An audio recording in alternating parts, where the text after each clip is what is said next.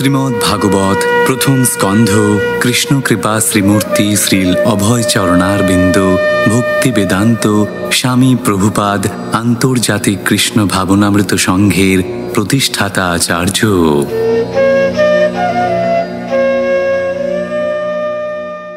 দ্বিতীয় অধ্যায় দিব্য ভাব এবং দিব্য সেবা। শ্লোক ৭। वासुदेवे भगवति भक्तियोगः प्रयोजितः जनयत्याशु वैराग्यं ज्ञानं च यदहैतुकम्। অনুবাদ: ভক্তি সহকারে পরমেশ্বর ভগবান শ্রীকৃষ্ণের সেবা করা হলে অচিরেই শুদ্ধ জ্ঞানের উদয় হয় এবং জড়জাগতিক বিষয়ের প্রতি অনাসক্তি আসে।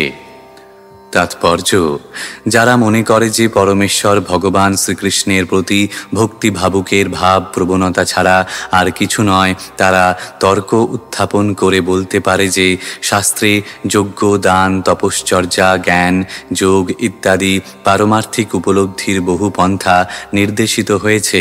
তাদের মতে যারা উচ্চস্তরের কার্যকলাপ অনুষ্ঠান করতে পারে না, তাদের জন্যই ভগবত ভক্তির পন্থা নির্দেশিত হয়েছে। অনেকে আবার বলে যে ভগবত ভক্তির পন্থা শূদ্র, বৈশ্য এবং স্ত্রীলোকদের জন্য নির্দেশিত হয়েছে, কিন্তু তাদের এই যুক্তির কোনো সত্যতা নেই।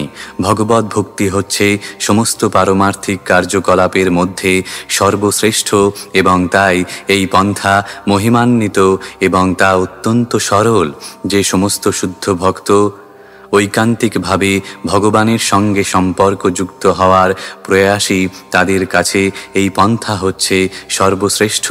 এবং ভক্তিযোগের দোরগোড়ায় দাঁড়িয়ে আছেন যে সমস্ত নবীন ভক্ত, তাদের কাছে এই পন্থাটি অত্যন্ত সরল। পরমেশ্বর ভগবান শ্রীকৃষ্ণের সঙ্গে সম্পর্কযুক্ত হওয়ার এই পন্থাটি একটি মহৎ বিজ্ঞান এবং তা প্রতিটি জীবের জন্যই উন্মুক্ত। এমনকি স্ত্রী, বৈশ্য, শূদ্রের থেকেও নিম্ন স্তরে রয়েছে যে সমস্ত অন্তজ, তাদের সকলের জন্যই ভগবত ভক্তির দ্বার উন্মুক্ত। সুতরাং উচ্চ স্তরের ব্রাহ্মণ এবং আত্মজ্ঞানী রাজাদের আর কি কথা। অন্য যে সমস্ত পন্থা বেদে নির্দেশিত হয়েছে, যথা যজ্ঞ, দান, তপশ্চর্যা ইত্যাদি, তা সবই ভগবত ভক্তির আনুষঙ্গিক ক্রিয়া। জ্ঞান এবং বৈরাগ্য হচ্ছে পারমার্থিক উন্নতির পথে দুটি অত্যন্ত গুরুত্বপূর্ণ অঙ্গ।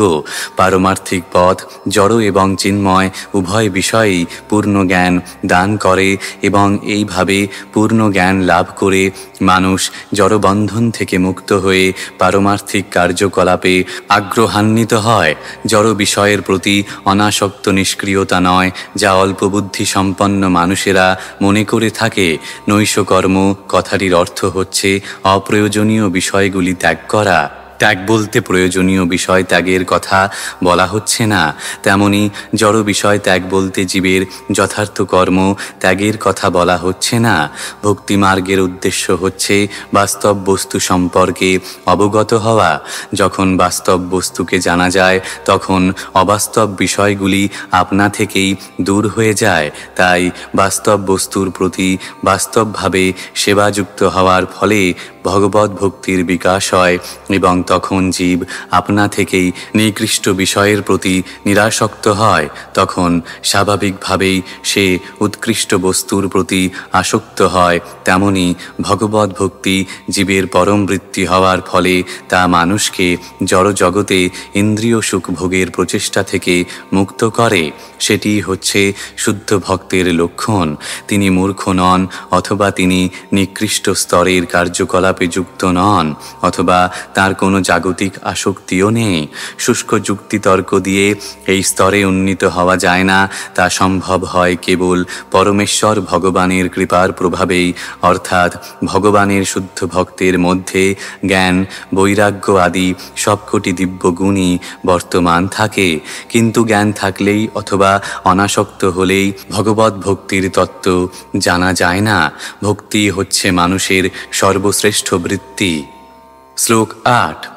धर्मस्वनुष्ठितः पुंसां विश्वक्सेन कथासु यः नोत्पादयेद्यदिरतिं श्रम एव हि केवलम्।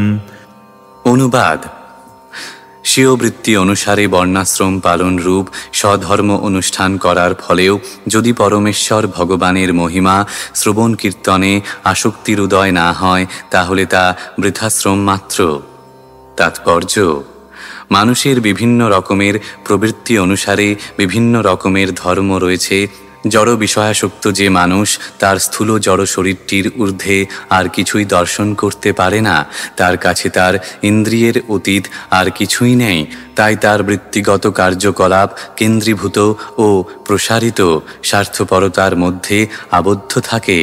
কেন্দ্রীভূত স্বার্থপরতা দেহকে কেন্দ্র করে গড়ে ওঠে, যা সাধারণত নিম্ন স্তরের পশুদের মধ্যে দেখা যায়, আর প্রসারিত স্বার্থপরতা মানব সমাজে দেখা যায় এবং তা পরিবার, সমাজ, জাতি, দেশ এবং পৃথিবীকে কেন্দ্র করে স্থূল দেহের বিষয়গত স্বাচ্ছন্দ্যের সঙ্গে যুক্ত সমস্ত বিষয়ে প্রসারিত হয়।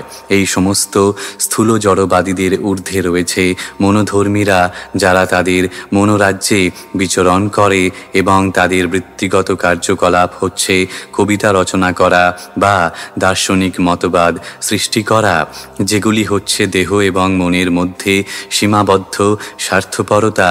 কিন্তু এই দেহ এবং মনের ঊর্ধ্বে অবস্থান করছেন সুপ্ত আত্মা।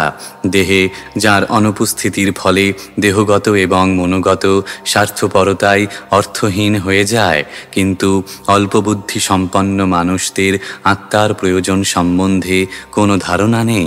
যেহেতু মূর্খ মানুষদের আত্মা সম্বন্ধে কোনো ধারণা নেই এবং যেহেতু তারা জানে না যে আত্মা দেহ এবং মনের অতীত, তাই তারা তাদের বৃত্তি অনুসারে কর্ম করেও তৃপ্ত হতে পারে না।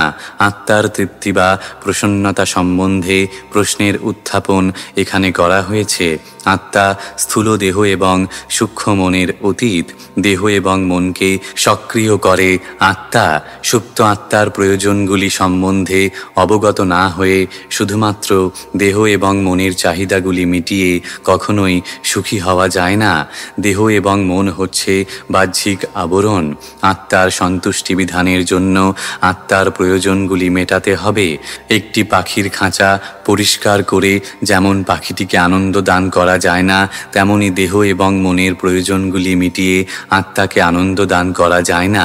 পাখিটিকে আনন্দ দান করতে হলে যেমন তার প্রয়োজনগুলি সম্বন্ধে জানতে হবে, ঠিক তেমনি আত্মাকে আনন্দ দান করতে হলে আত্মার প্রয়োজনগুলি সম্বন্ধে অবগত হতে হবে। আত্মার প্রয়োজন হচ্ছে এই জড়জগতের সীমিত গণ্ডি অতিক্রম করে পূর্ণ স্বাধীনতা লাভ করা। সে চায় এই ব্রহ্মাণ্ডের আবরণগুলি ভেদ করে বেরিয়ে যেতে। সে চায় মুক্তির আলোক এবং মুক্তির আনন্দ উপভোগ করতে।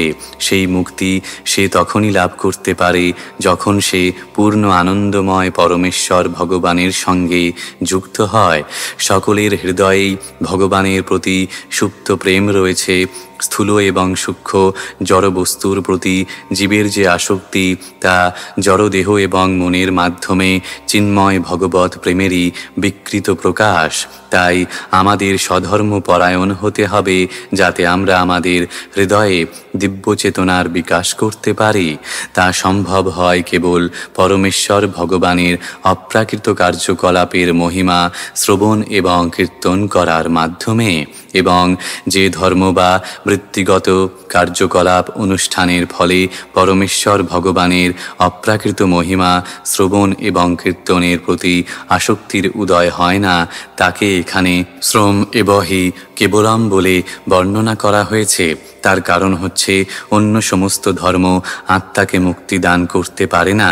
এমনকি মুক্তিকামীদের কার্যকলাপও অর্থহীন বলে বিবেচনা করা হয়েছে, কেননা তারা সমস্ত মুক্তির উৎস যে মুকুন্দ, তার সঙ্গে সম্পর্কযুক্ত হতে পারছে না। স্থূল জড়বাদীরা দেখতে পায় যে তাদের সমস্ত জড়জাগতিক বিষয়গুলি সময় এবং স্থানের মধ্যে সীমাবদ্ধ। তা সে এই জগতেই হোক অথবা অন্য জগতেই হোক, এমনকি সে যদি স্বর্গলোকে উন্নীত হয়, সেখানেও সে তার অতৃপ্ত আত্মার আবাস স্বরূপ কোনো নিত্য স্থিতি লাভ করতে পারে না। অতৃপ্ত আত্মার তৃপ্তি সাধনের একমাত্র উপায় হচ্ছে শুদ্ধ ভগবদ্ ভক্তির পূর্ণ বৈজ্ঞানিক পন্থা অবলম্বন করা।